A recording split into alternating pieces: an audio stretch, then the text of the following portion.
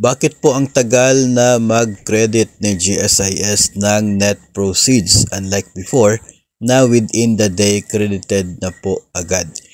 I'm not sure kung ano po yung anong policy po before, no, pero yung alam ko kasi as of now or until now, yung normal process sa crediting ng net proceeds papunta sa atin pong UMID account ay nandoon po sa within 3 working days. Yun po talaga yung process ng GSIS. Of course, within 3 working days, may mga instances talaga na 1 day, 2 days ay nandoon na po sa account. No? Hindi din po natin kina-question yung possibility in the past or even until now, yung chance na makredit ka agad yung inyo pong net proceeds. No, depende po kasi yan sa action din ng inyo pong AAO. Ang sinasabi, tinutukoy po dito sa 3 working days mula po doon sa araw na na-grant ng GSIS yung loan.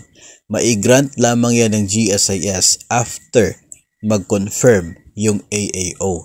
So the moment na nag-apply tayo, we process our loan, and kapag okay po siya sa part ng AAO ay kino-confirm nila yung loan application. Then after po nang mag-confirm, that's the time na in process for loan granting doon po sa GSIS.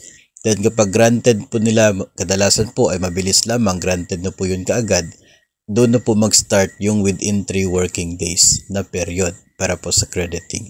No, ang sabi po ng GSIS ay they will make sure na hindi lalagpas sa 3 working days talaga. So, may swerte po talaga kapag hindi po ganoon kadami ang applications, may chance po talaga na 1 or 2 days na sa account na po. Pero when we apply, dapat pong isipin natin na the moment po na granted yung loan, bibigyan po natin ng 3 working days si GSIS para po safe po yung expectation natin kasi yun naman talaga yung nasa process po ng GSIS.